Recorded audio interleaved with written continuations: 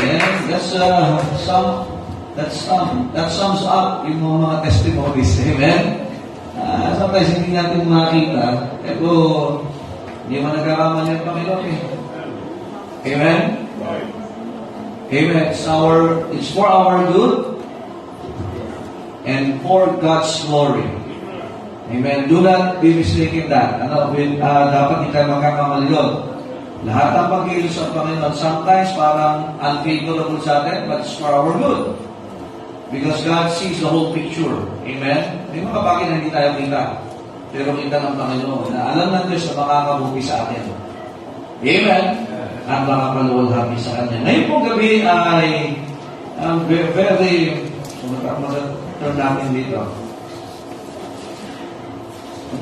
Maganda ho itong aralin natin ngayong gabi because hindi ito gaano, itong mga pinag-aaral, hindi sila ganun ka-famous. Hindi sila ganun ka-known characters. Amen? When we talk about David, you know David. Amen? Pero yung mga tao na ginamit ng Panginoon around David to teach us lessons tonight. Amen? Sino sa'yo nakakilala kay Abiathar? Ayan, Abiathar. Hindi ko sa inyo. Abiathar ang kinala nyo, ano? Nasabi ko na eh. Si Abiathar. But actually, ito yung magandang aralin natin ito ngayon sapagkat dito yung makikita that there are times kung pwede mong tanungin ang Panginoon. Bakit nangyari? Pero, ibabalik sa atin ang Panginoon, wala ka bang tiwala sa akin? Ganun to yun. Now, I hope that you will be oriented to Brother Abiathar tonight. Amen? Amen? Because he's a believer. Pag-usapan natin, David's priest. 1 Samuel 22, let us read verses 21 to 23 kasi marami-rami tayong babasahin. But let's talk about the meeting of Abiathar with David. 1 Samuel 22 verses 21 to 23. Marami tayong tatalakang babasahin maya-maya. But we will just read this passage for the sake of time. Nandiyan na po ba kayo?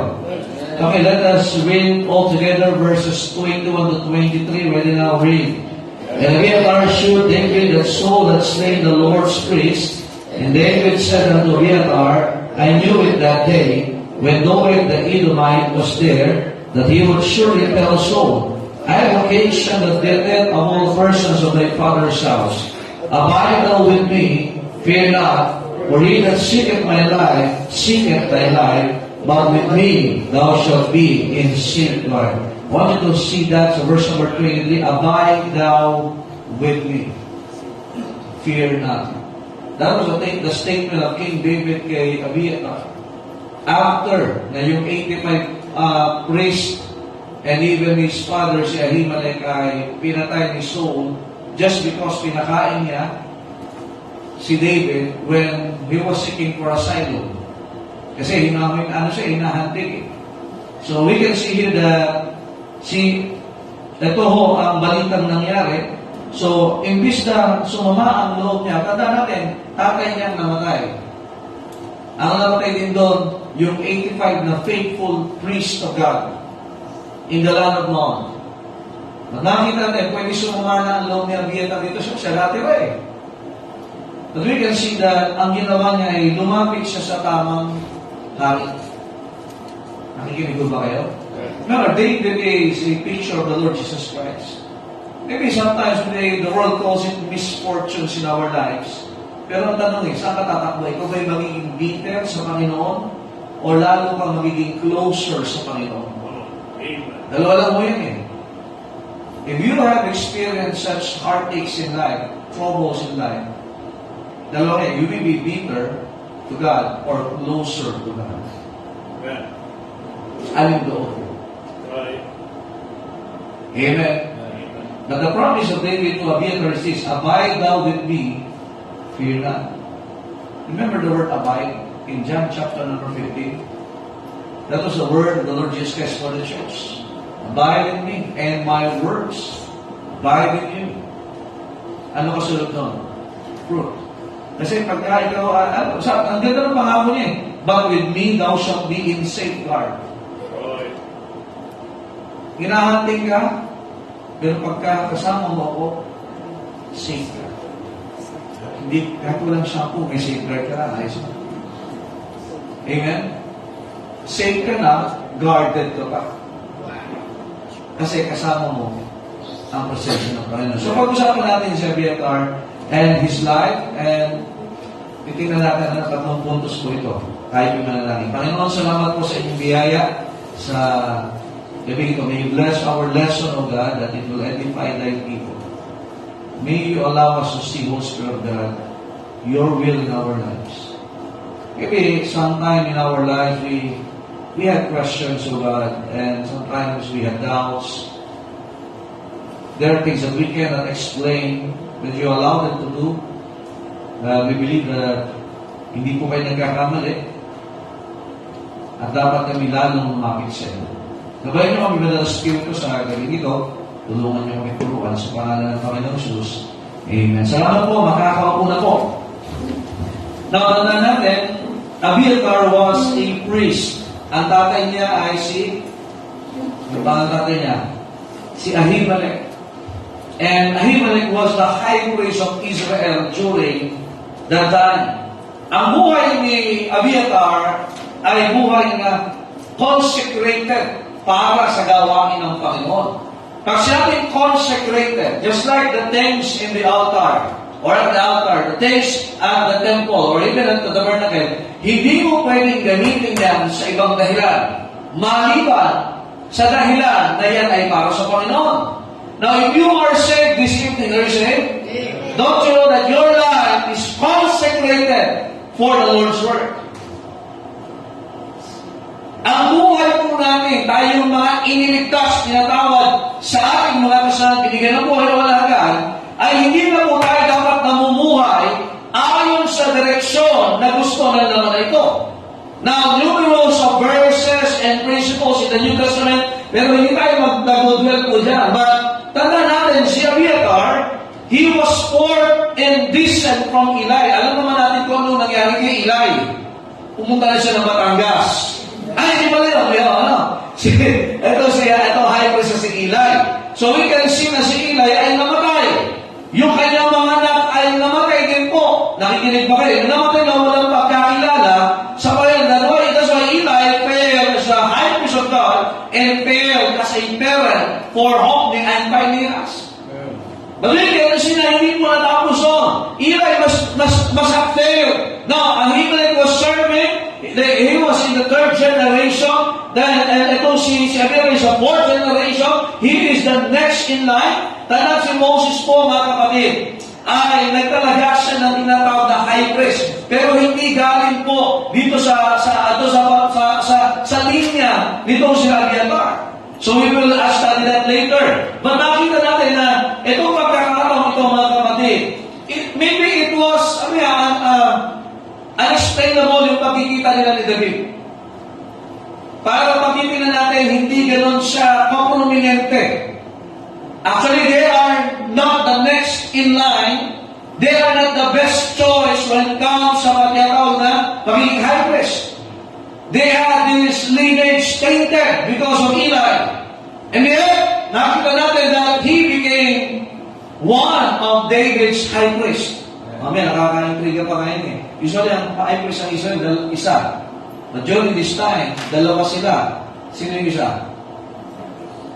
Sino isa? Si Zadok.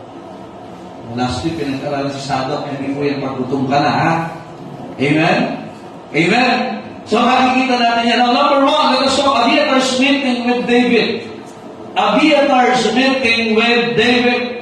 Tanda, in the territory ng mga Benjamites, meron pong lugar dyan ang pangalan ay Nob.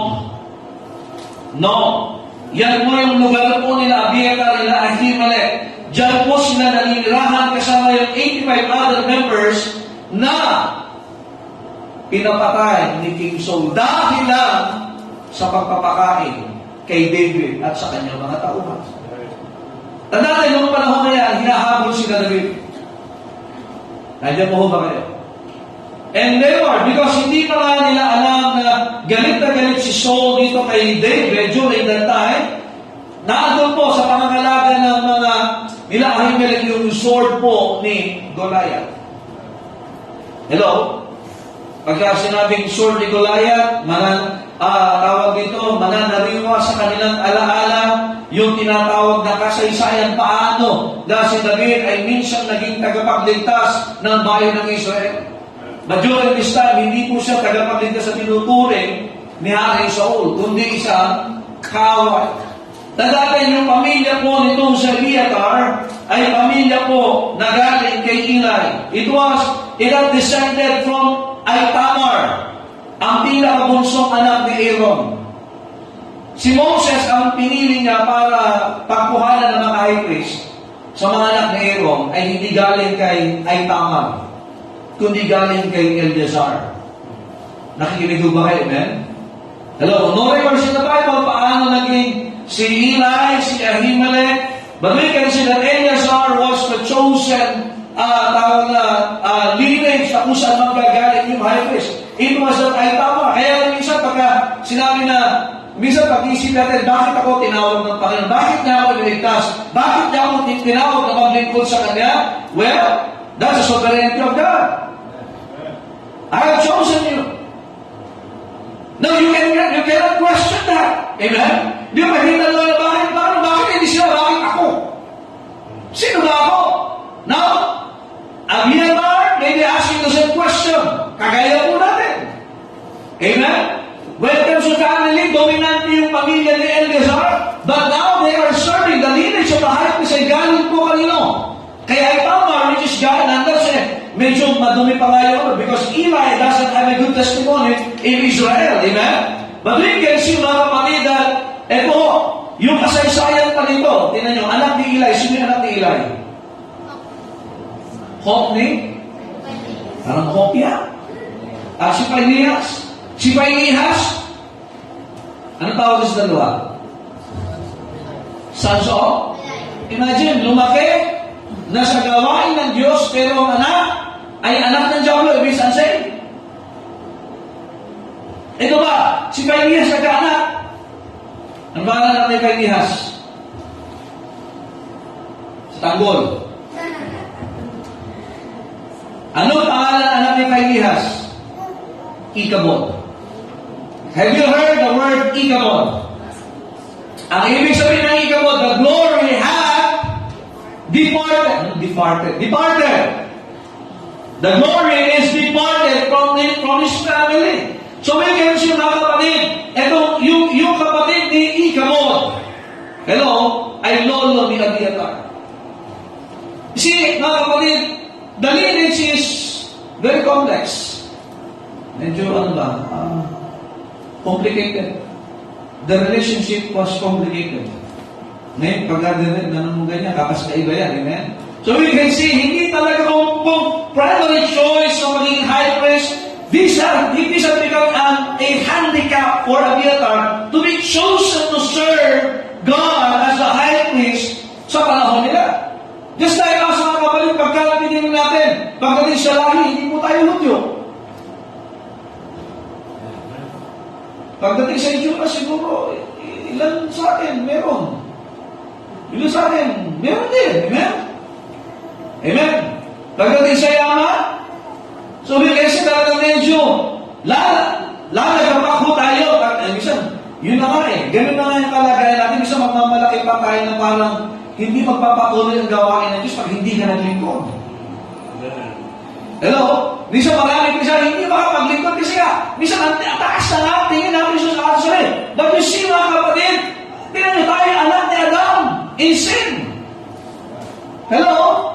By race, hindi po tayo ganun kataas. Quality of life, we are all sinners, and yet God saved us and placed us in His what? Holy ministry.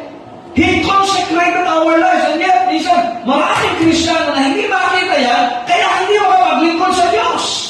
Na tila utang na loob pa ng Diyos, pagka ikaw ay nanalangin para sa iba, kaya naglingkod para sa iba, para ang Diyos mo ay utang.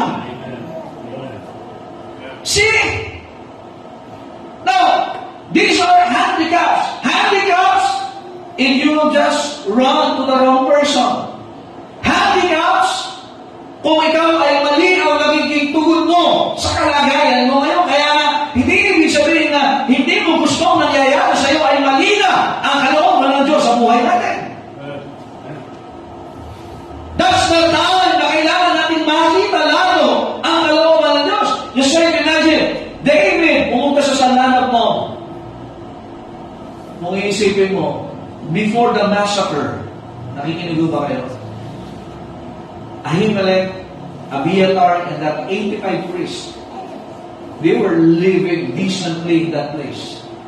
They have taken yung sword ni Goliath to keep para maipalala, because that is a place na makikita natin itong mga tao na kinikilala na yung pagliligtas ng Panginoon sa kanila.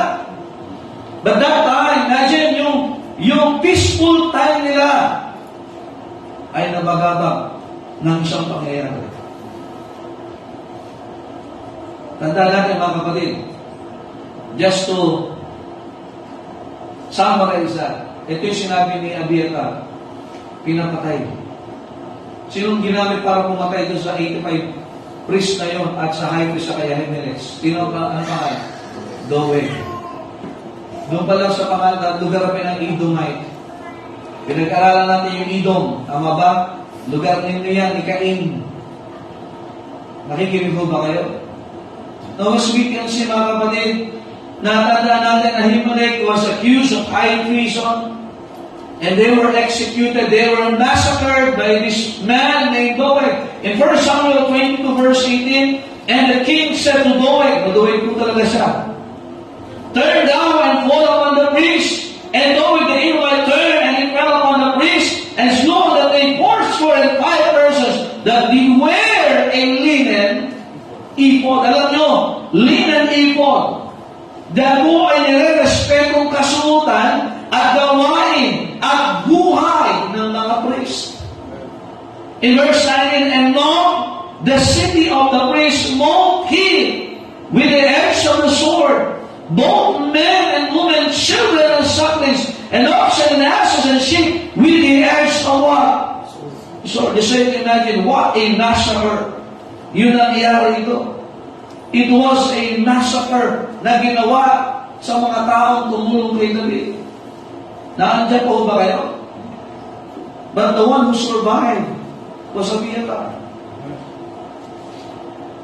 Lahat ng abihes with an ephod na tinatawag. Ang ephod po sa mga high priest, nandito po yan. Tapos may strap, tapos nandito yung tinatawag na 12 bato, which andyan yung Urim and Thummim, so may mga kulay yan.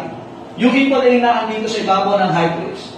But yung mga priest na may linen ephod, nasa mismo kasuotan nila. It was colored blue and white. So we can see mga kapatid, na walang respeto ko si Doeg nung pinagpapatay niya itong mga lingkod ng Panginoon na ito. Don't you know that there will be people that doesn't have the respect for the servants of God? Nandiyan po ba kayo? May mga tao na walang respeto sa mga lingkod ng Panginoon. Hello? Just try to imagine, Doeg massacred them. Kung ikaw ay naroon, you may ask a question just, na kung ikaw si Abiathar, ano nangyari?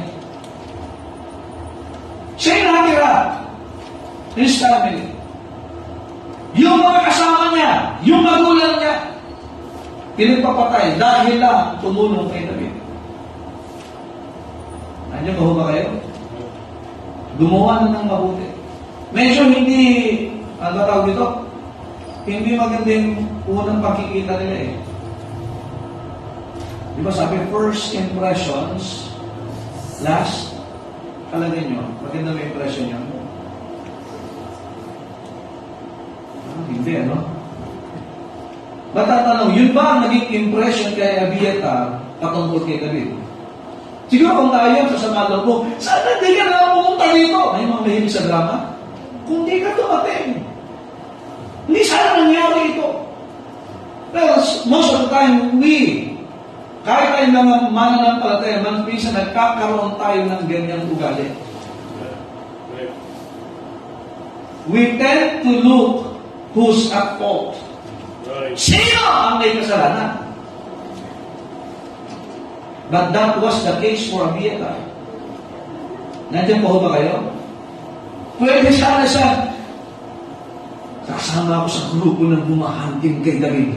Kaya nangyari ito sa aking gawa niya. Remember, David is the type of Christ. Pwede sana, pag nakita niya, kagaya ng mga nahauna, nandiyan po ba kayo? Hindi ako lalapit dyan. Sasama ang loob ko dyan. Tayo, may nature tayong ganyan eh.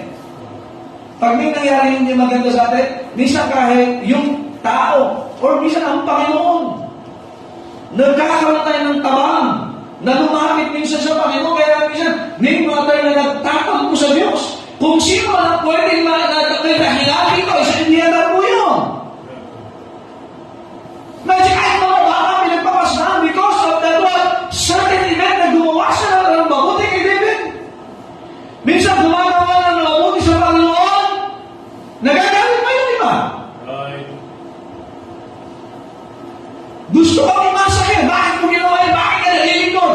And we call that persecution. Bakit ka nagsukulang mo? Bakit ka nagbigay? Bakit ka nalilingkod? Ano nga kalokohan yan? As if they want to massacre those people that are serving the Lord Jesus Christ. E minsan tayo magtatanong, tama ba ba ang ginagawa ko? Nasa Panginoon ko, pero bakit ganito ang nangyayari? Nasa kalooban ako ng Diyos, pero parang hindi tama ang nangyayari. We wear what we ought to wear, we speak what we ought to speak, we serve where we ought to serve, we live the ought we ought to live, and yet nangyayari ito. Minsan tayo mga nagtatanong na din yan. At minsan lumalapit tayo sa maling persona. Si Saul, nangyari ganyan, lumapit saan? Sa manggagawa. But Abiathar was not like that. Wala siyang hatred na minanggit po dito. But in 1 Samuel chapter 22, verses 22 to 23, dito natin makikita na lumapit si Abiathar kay David. Upon those things that had happened, heartaches, broken pieces ng kanyang puso, David said unto Abiathar, I knew that they would know if the Edomite was there, that he would surely tell Saul. May nag-squid kay Saul. Binulong kay Saul na pumunta si David dito kay Ahimelech at tinulungan sila. I have occasioned the death of all the persons of thy father's house. Ano sabi niya? Nananagutan ko yung mga namatay na yan. Don't you know? That's why, alam sa Book of Revelation, meron po doon verse na tungkol sa mga martyrs. That's why when God said, vengeance is mine, said the Lord. Listen to this. Those Christians na tila nagmukhang kawawa, those Christians na tila nagmukhang kaawa-awa sa mundo ito, pinagpapatay sila, inagawan sila ng kayamanan, sinalaula ang kanilang mga buhay. Sabi ng Panginoon, vengeance is mine. That's why in the second coming of the Lord Jesus Christ, God said, vengeance is mine. Remember, David, bumalik siya sa kingdom. He has his second coming. But Abiathar, hindi siya nagdamdam. Tingnan niyo, lumapit siya sa tamang person. At ano sabi sa kanya, manatili ka sa akin. Huwag kang matakot. Sapagkat ang naghahanap sa iyong buhay ay hinahanap din ang aking buhay. Pero kung kasama mo ko, ligtas ka. Kahit na mga kapatid may diablo, kahit na may gustong gumawa ng masama sa atin, huwag kang ihiwalay sa Panginoon.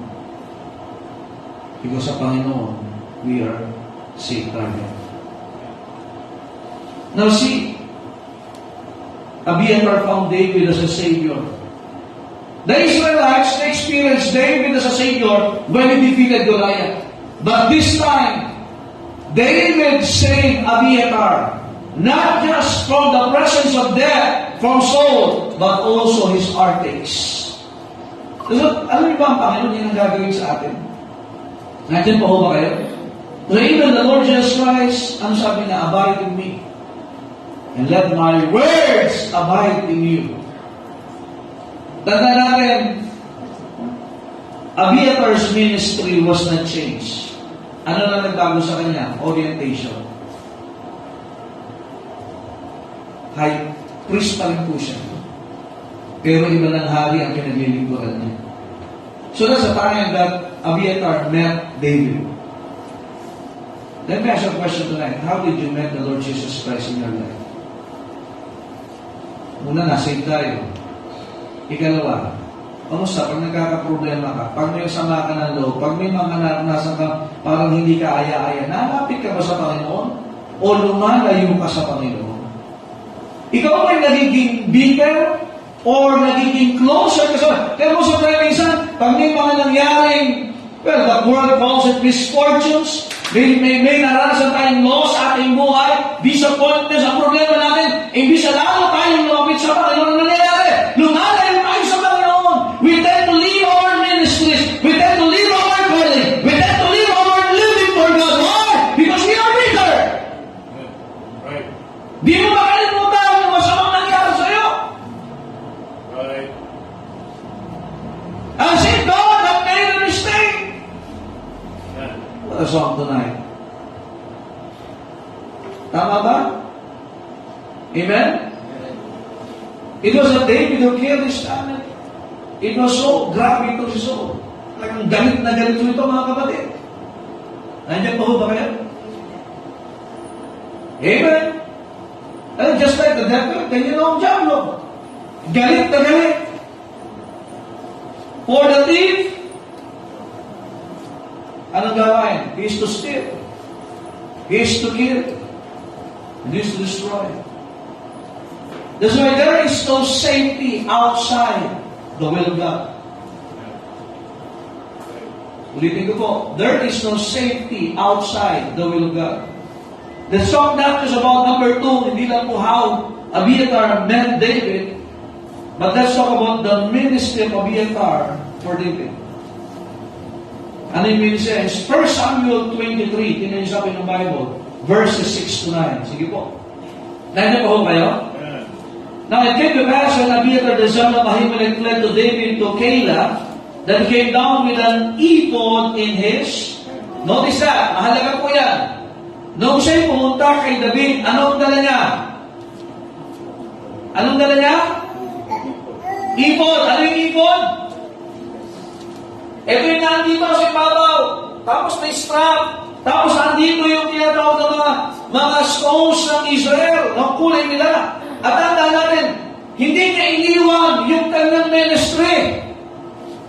May masamang nangyari pero hindi niya iniwan ang kanyang ministry. Hindi niya binitiwan ang kanyang ministry. When he brought that, remember this, he came from a broken massacre and yet, hindi po niya iniwan ang kanyang ministry sa Panginoon. Ulitin ko mga kapatid. Abiatar's ministry for David, we can see hindi niya iniwan, hindi niya binitawan. And when he came to David, dala-dala niya na ito mga kapatid, at hindi niya binitawan. He didn't came to David dismayed, pero dala-dala, I have the ephod in my hand, and I will not let it go. Minsan ang malimit nating bitawan, when something happens to us, is a ministry. Laging at risk yung ministry. Minsan napaka-unfair natin sa Panginoon. When God blesses us, ang unang binitawan ministry. When God chastises us, ang binitawan ministry. Sino ang gano'n? Isip tayo, just tumaw tayo. Lagi natin is ministry. Ang ministry tao ng ministry. But it was different for Abiatar.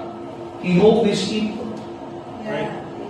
While thinking of his father, while thinking of those 85 servants of God who died, just like us, mga kapatid, iisipin natin, yung mga apostles ng Panginoon sa Cristo, John the Baptist, yung mga forefathers, hindi nila binitawan yung ephod na dala nila, that ministry for the Lord Jesus Christ. Kahit Hebrews chapter 11, dumating ang kamatay, hindi na binitawan yun eh.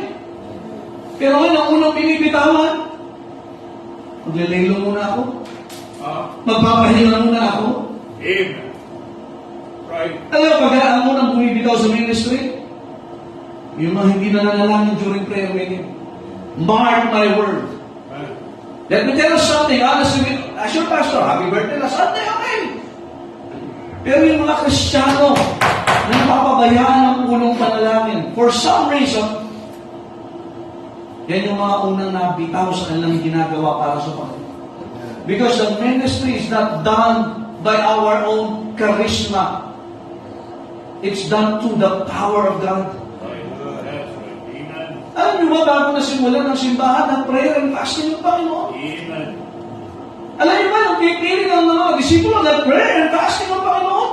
Amen. Alam niyo, unang service ng prayer reading ang simbahan. Kaya sabi ko sa inyo, Sunday, ang unang binibitawan ng mga tao na tuwid ay hindi kami luminis ko ng prayer nila. Amen.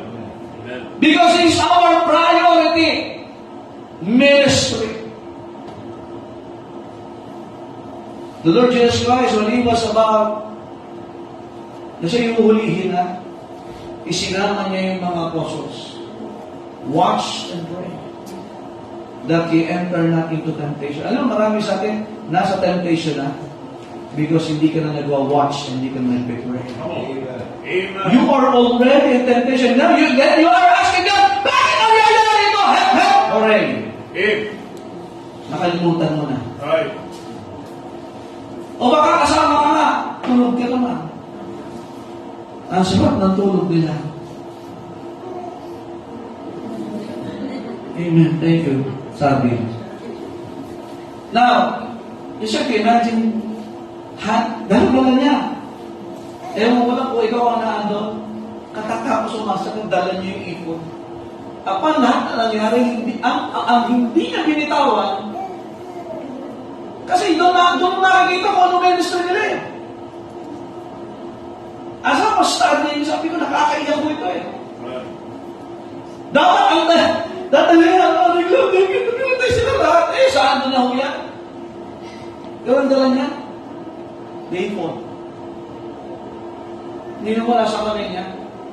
May nangyayaring masama, pero hindi na wala sa isip niya gagawin. Ginagawa niya para sa Panginoon. Right. Amen. It was a lonely day, it was a dangerous day, and yet hindi niya binitawan yung kanyang ginagawa sa Panginoon. Verse number 7, and it was told Saul that David was come to kill, and Saul said, God hath delivered David to mine hand, for he is shut in by entering a town that hath gates and bars.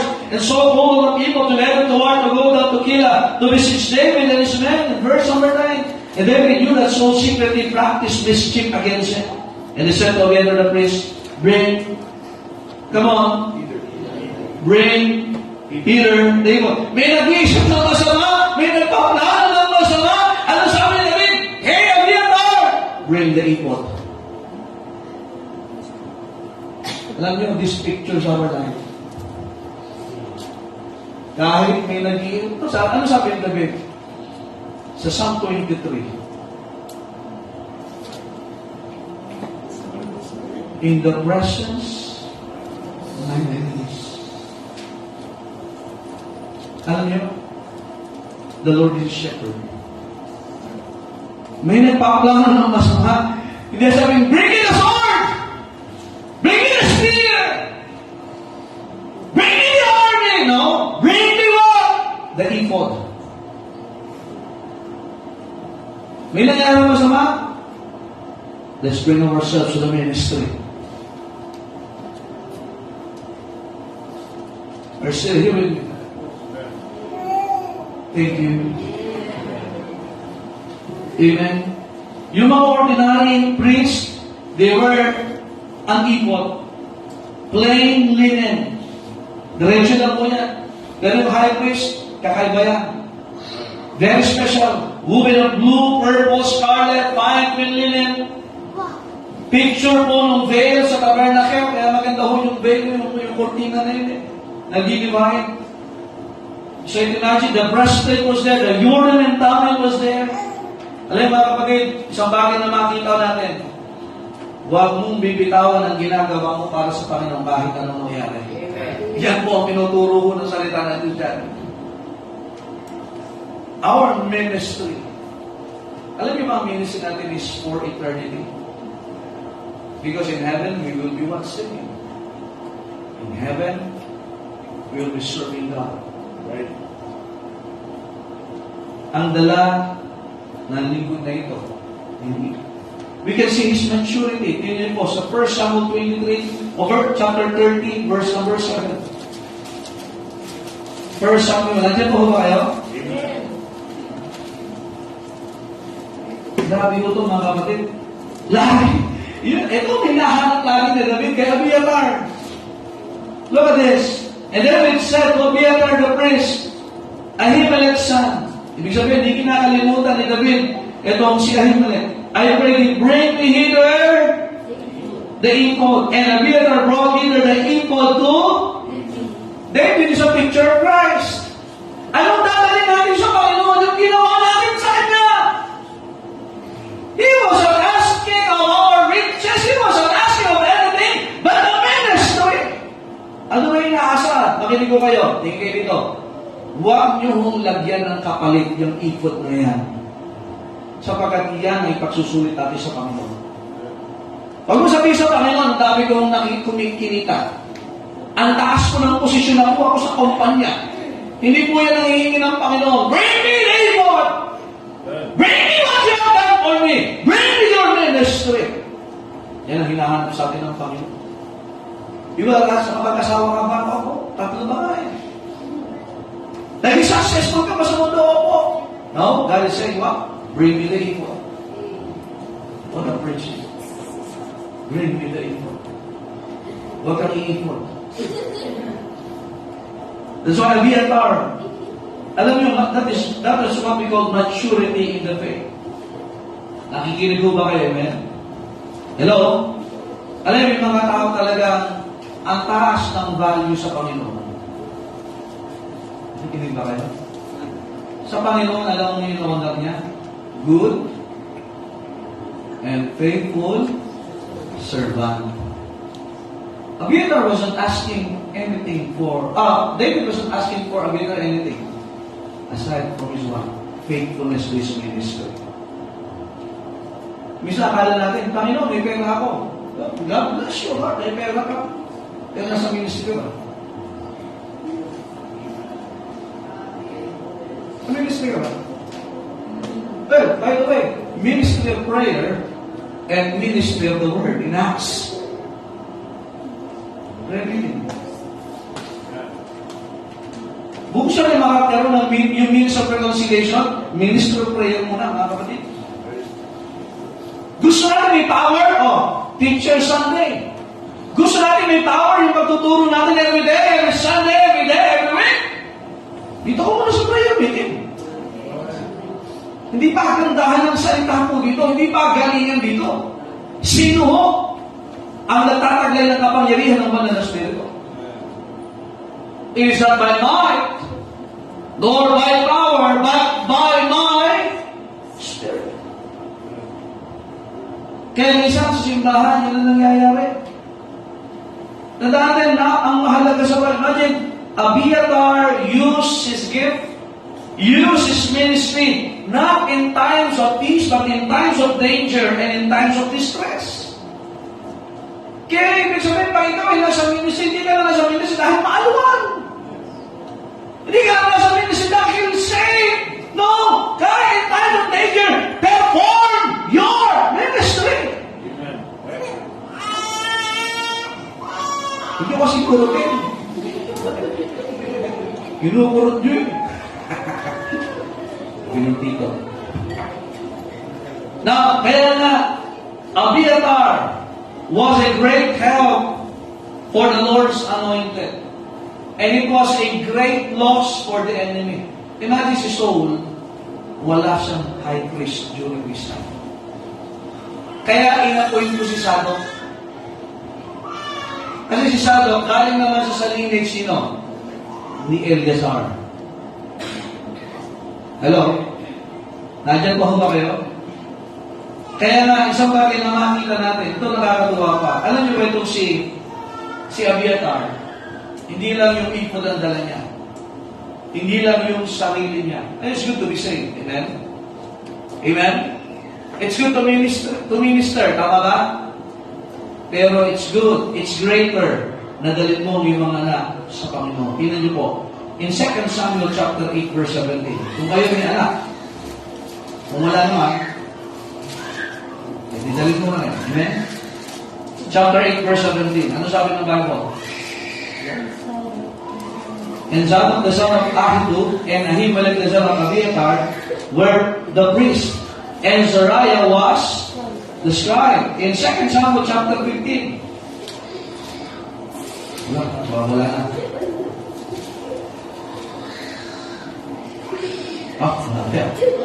Kinakakay. Nakala ko si Luis yung bata.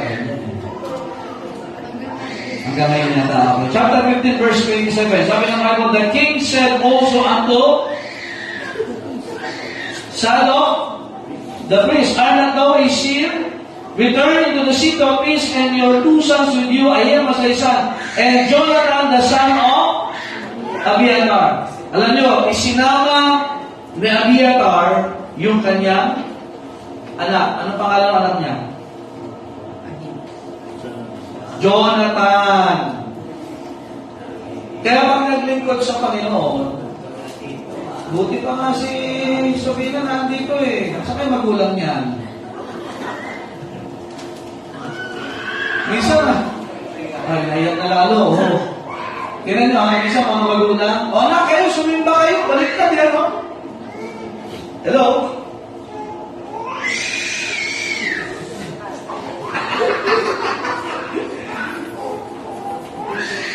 Kung may pagkakataon pa na kaya nating dalhin yung mga anak natin sa Panginoon, dalhin po natin.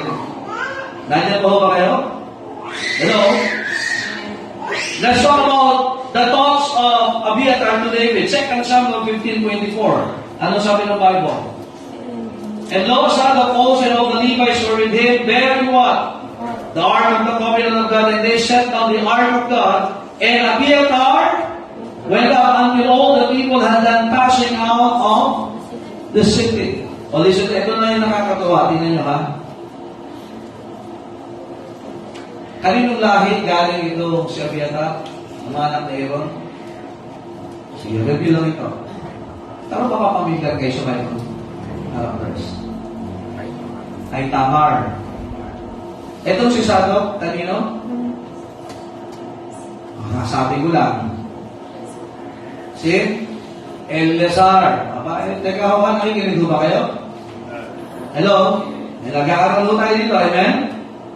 Imagine, they have become high priest. Dalawa. Usually, isa lang ang high priest ng Israel.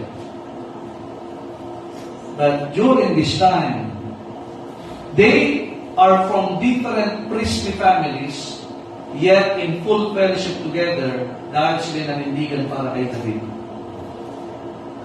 Napakagandang tingnan po niya. Si Saul, may problema siya. Siya nag-appoint kay Zadok, pero ang loyalty ni Zadok ay kay David. Kasama nga siya eh, naalala niyo yung preaching last week. Gusto niya sumama eh. Hindi, bumalik kayo doon. Mag-minister kayo doon. Imagine ito si Saul, wala siyang guidance from the man of God. At wala din siyang pinuturing na Diyos during this time. Religious siya. Kaya nga sino pinupuntahan niya? Mga makukulang. Hindi ba kayo? Ang nakakatuwa dito mga kapatid, nawala yung espiritu ng rivalry dito sa dalawang ito.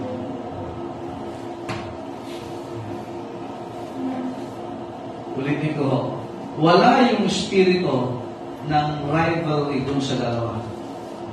Kay Zadok at kay Abiathar. Bakit? Pareho sila nakapagkita nito. Ano yung magsimbahan minsan? Nangyayari ko yan. Nagkakainitan. Nagsisilipan. At tila nakikipaglaban natin. Eh, pareho kayo nasa ministry pag tuwing kay kaya ng Panginoon ka. Kaya minsan nagsisilipan. Minsan pareho leader yan. Minsan parehong choir member yan. Parehong frontliner yan. Nangyayari ho yan. But it was quite different from Abiathar and Zadok. Because their loyalty was for David. They functioned both and they full fellowship because of King David. Nandiyan pa ho ba kayo?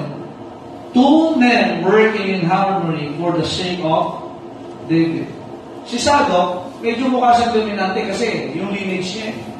Pero yung mag-cooperate si Abiathar, kasi minsan tayo ayaw natin magpapatalo eh.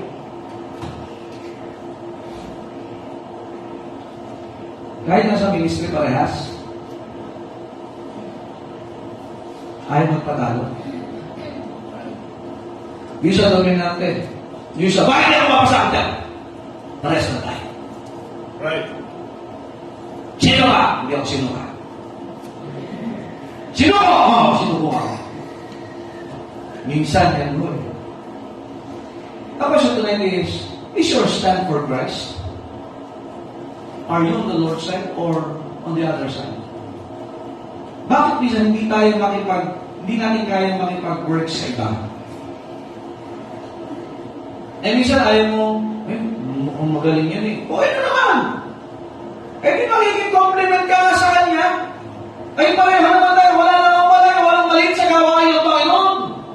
Eh minsan bakit hindi makapaglingkod? Kasi nga, kailan lang magaling eh. Ako lang magaling sa gawain ng Panginoon. Kaya minsan ang bagal ng takbo ng gawain, alam mo bakit? Yung spirit of competition sa loob ng simbahan. Imbis sa spirit of compliment, nagiging competition. But it was different from these two. Zadok joined David at Hebron. Itong si Abiathar, he joined doon sa Keilah. Keilah. Ano? Sa Keilah. Magkaiba sila ng priestly family, but there was no rivalry.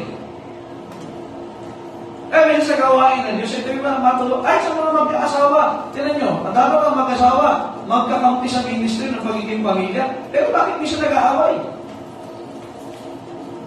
Kasi yung isa, gusto dominante. Yung isa naman, ayaw mag-cooperate. Ano, tutuloy tayo? Amen? Ay, bakit minsan, ang bagal ng takbo ng gawain. Kasi may mga ayaw magpakumbaba. Hello? And also, tinan niyo po ito, ha? Ito pa rin nangyari sa kanila. Remember, when David was returning as a king, saan galing nga siyang trigo? Tatanong po ako, ang dami niyong alam sa mundo. Pagdating dito sa Biblia, kayo ay walang Saan trigo galing si David? Ha? Juda. Yung iba saan? Nagdududa. Ha? Ang dami niyong alam kung sino mga bida sa palabas.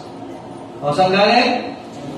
Pero alam niyo kung sino ang huli at tahimik sa pagbabalik ni David sa trono?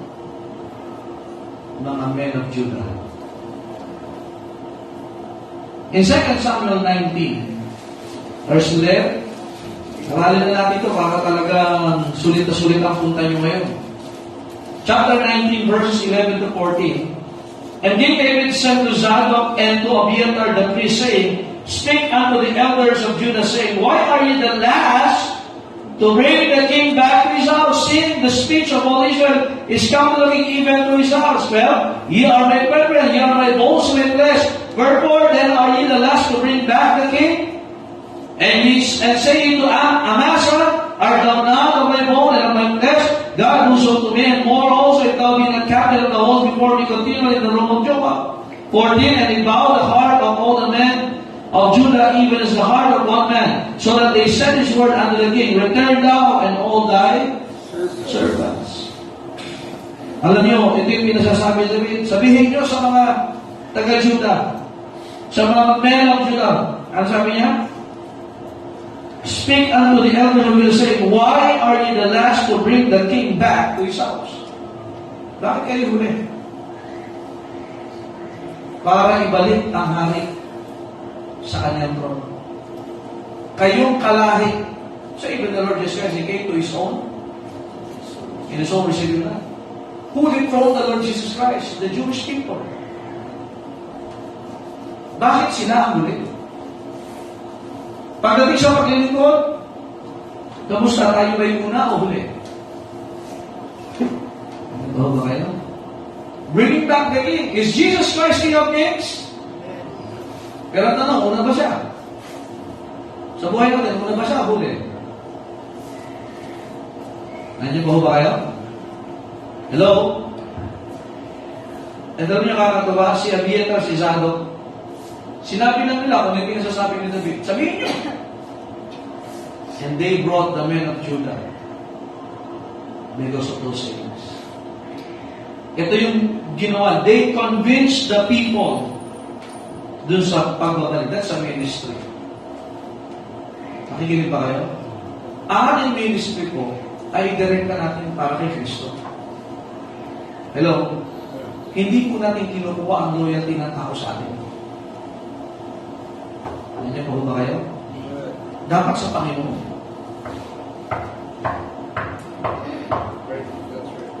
Sabihin lang natin yung sasabi ng Panginoon. Amen?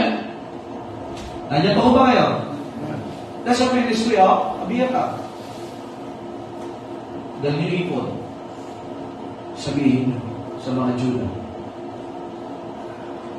Ginawa ba ni Abiathar? Yes. Kaya bilang tinawag ng Diyos, sinasabi mo ba ang pinasasabi sa iyo ng Panginoon? Are you winning souls? Ano pag sabi ministry? Ministry of reconciliation.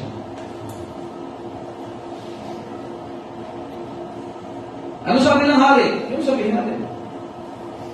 Ano yung bihis ng high priest? Yun dapat na makita sa akin. At kung hindi ka man dominante, at isa sa ministry ka, nag-cooperate ka. Lastly, ganda na sa akin dalawang points na yun, no?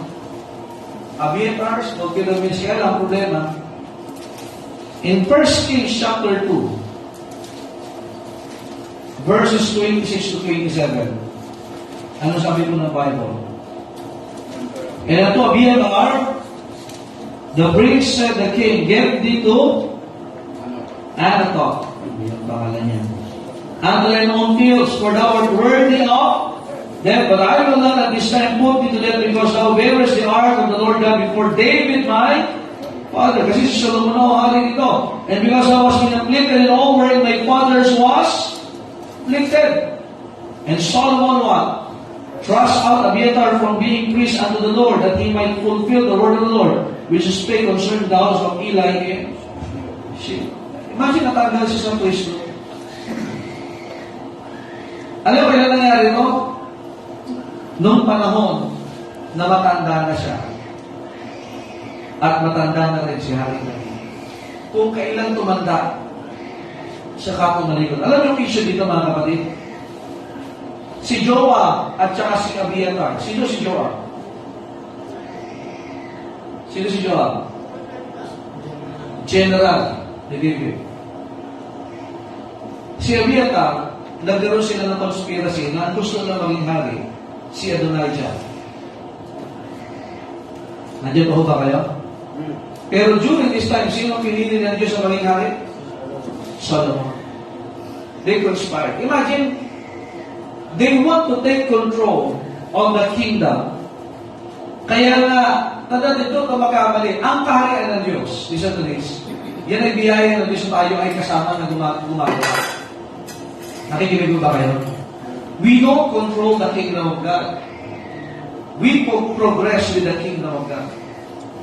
Kaya makita natin, mga kapatid, dito ho, sa closing po ng buhay ni Abiathar, ang ganda na sana eh. Kaya lang, tinanggal siya sa pagiging high priest or sa priesthood because doon sa maling pagkaunawa sa kanya. Alam niyo, we cannot control God. Let God control our lives. Nandiyan pa ho ba kayo? It was a serious mistake Imagine, dulo na nga lang, sumablay ka. Tayo, ang buhay natin, yata alam mo hanggang kailan. Kaya dapat ayusin talaga natin ito eh. Nandiyan ba ho ba kayo? Kung kailan huli, tsaka pa kayo kang talikod. Hello? Amen. If we fail to make a difference where God makes a difference, then that's a different one. Right. Kaya sabi sa 2 Timothy 2:15, rightly dividing the word of truth. Ang salita ng Diyos kung totoo noon, hanggang ngayon totoo. Kaya mga kapatid, alam nyo, ito sa Abiathar, ang ganda na sana, no? Amen? Pero bandang huli, he conspired with Joab. Kasi si Adonijah, yun ang nakita nila eh. Kaya sa kalooban ng Panginoon, hindi lang dapat yung nakikita natin, sino ba yung gusto ng Panginoon sa atin? Solomon was chosen by God. Solomon was the will of God for the Israelites. Nagawa niya, imagine yung respect ni Solomon sa kanya, ni Solomon sa kanya, dahil sinamahan, kasama mo ang tatay ko, si Haring David, sa panahon na siya nahihirapan, Solomon respected God. Amen? Narespeto niya yun. Hello? Narespeto pa rin siya because of his what? Faithfulness doon sa tatay. Kapatid, ang buhay natin talagang ilagak natin sa Panginoon. Amen? Magbabible school natin ngayon, mga adult. Ang problema yung mga young people ngayon. Marami tayong young people na wala sa kalooban ng Diyos.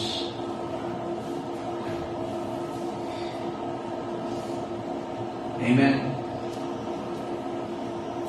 Abiathar has been faithful to David. But when the time that Solomon was on the throne, nagbago yung kanyang katapatan. Nawa mga kapatid, ang ating katapatan laging ilagak sa Panginoon. Amen? Amen? Lalo kayo mga nakayanan nyo na ang hirap, nakayanan nyo na ang pagsubok, nalampasan nyo na yan, ngayon pa patatagilid ang ating kaisipan sa pagtatapat sa Panginoon. Come on. Kung kailan tumagal tayo, tsaka tayo nagdidiliryo bilang Kristyano. Tama ba? Hindi ko na tayo ganang matanda sa simbahan. Pero habang tumatagal, dapat lalo tayo nagiging tapat. Hindi pag tumatagal, lalong tumatabang. Tumabang eh. Tumabang ang ano ni Abiathar sa dulo eh. Sana habang tumatagal, sabi mo kanta, no? The longer I serve Him, nasa na gano'n yan, no? Kasi dapat siya kay David, dapat na kita, I will serve Solomon. Alam, the longer I serve him, the bigger it grows. Dapat, the longer I serve him, the sweeter he grows. The more that I love him, more love he bestows. Each day is like heaven, my heart overflows. The longer I serve Him, the sweeter He grows. Sana hanggang dulo matamis ang turing mo sa Panginoon at sa ministry. Huwag tatabang, huwag papait. Kapi lang dapat yan, amen? Pero ang pag-iikot, walang diabetes po siya. Matamis ba? Maganda na sa nag-Abiathar, no? Bakit kaya ganun? Palimitan mo, no? Si Husay, ganun eh. Dalawa. Sana, kumplituhin na natin. Kumbaga, 2/3. 3/3 na natin faithful sa Panginoon. Amen? You started faithful. In the midst, you are faithful. Sana hanggang dulo, faithful tayo. Amen? Amen? So, kayo, may nakilala rin bagong karakter ngayon. Kahit yun lang, ito tayo. Panginoon, salamat po sa inyong salita. Salamat sa pagkakataon makapag-aral po. Truly, O God, what a tremendous blessing that you have given to us tonight from the life of this man, Abiathar. Though at the last part, Panginoon, it was not hindi maging maganda, Panginoon. Pero salamat, meron kami matututunan at natutunan natin. nagtapat ng pasimula, nagtapat ngayon, at nawa ang mga ministry, hindi binibitawan ng Panginoon. May mga heartaches, may mga troubles, at nawa, Panginoon, na hindi mo isasakripisyo ang ministry namin sa inyo. Pagpalaan niyo nga po, Panginoon, ang gabi ko. May bless the invitation tonight. In Jesus' name I pray. Amen. The upper is open, brethren. Tayo may makipag-usap sa Panginoon. Marahil may mga pagkakataon tayo nakakaranas ng pagsubok. Tayo nakakaranas. Marahil bigat ng damdamin mangyayari. But always bring your effort to the Lord. Every time that the effort is asked from BNR, you always bring it to them. If God is asking you, are you still in the ministry? That effort pictures the ministry. Nasa ministry ka ba? Dala mo ba? Happy mo ba yung ministry? Kung tatanungin ka ng Panginoon niya, naandun ka ba sa ministry na dapat mong ginagawa? Naandun ka ba sa kalooban ng Diyos na dapat ay naandun ka? When God is asking, bring me your ministry. Are you still in the ministry? When David asked Abiathar to speak to the men of Judah, as he says, are you speaking still of the Lord Jesus Christ? Are you speaking still of the mercies of God? Or hindi mo magagawa?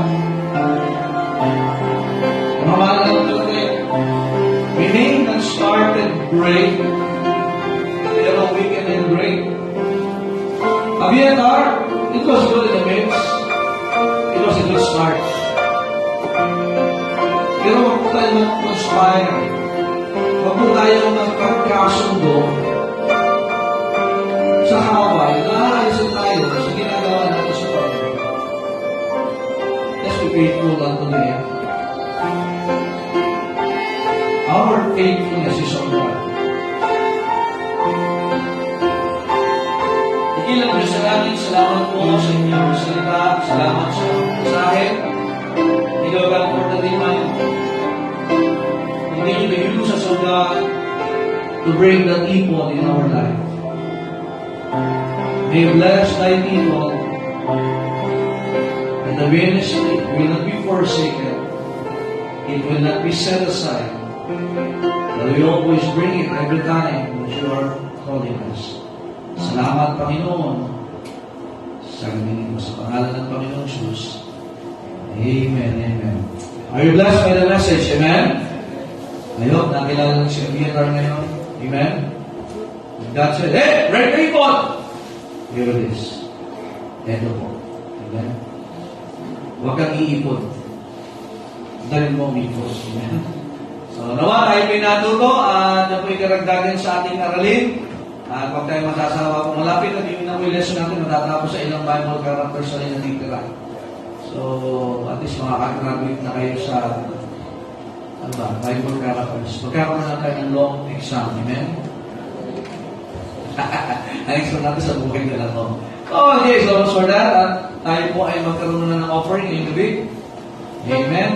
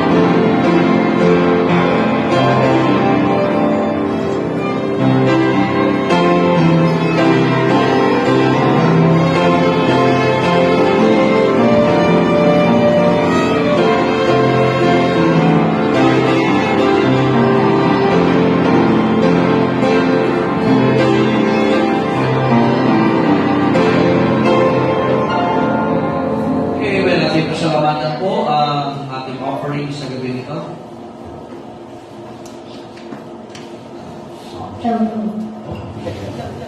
Lolo? Lolo. Dahil nangin na kilala ng Diyos, salamat Panginoon sa inyong salita na pagkakalan sa pastor ng namin. Salamat po sa kanyang mga hamon na po ay patulog po sa inyo. At ngayon po Lord, na salamatan po lang sa Panginoon ikong sa pastor ito. Kaya lugar para sa ikalalang ng gawa ng Diyos po ang anak. Sa pangalan sa Kristo. Amen. God bless you as you give.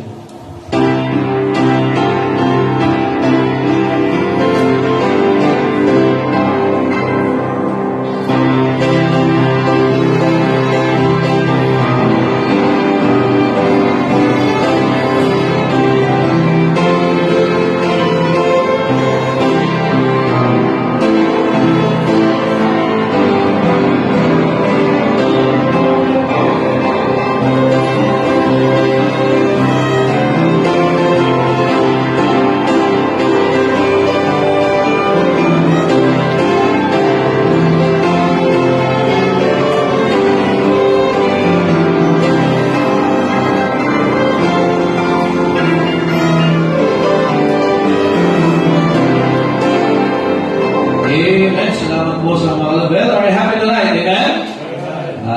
Natatapos yung ating Bible Characters, Volume 2. So, pagpili natin susunod ating mga lessons. Amen? At nawa tayo ay patuloy na ma-edify. Kaya nga yung mga magaganda hong series of lesson ay Wednesday natin ginagawa. Para talaga Bible School Tech tayo dito. Amen? Amen. Binigyan ko naman kayo. Nalalig na. Lumamig na, ano? Alright, ayun mo tayo lahat. Don't forget to support our outreach this coming Friday. Amen? Bacoor, anong oras ang Bacoor sa Friday? Ano oras rin, no? 6 ang service na yung Solini. 4 o'clock. Sa Naik, ano oras sa LS? Manunupir ako ngayon, eh. Alas 3? O, Brother Rico, balik ka na, ha? Okay. Kailangan ng driver at may mga painting ko kung may study. So, pag-pray natin mga gawain, amen? At nalalaman natin na Diyos ay patuloy na gumawa sa mga gawain na nakaka-excite. Have a great service this coming Sunday. Amen?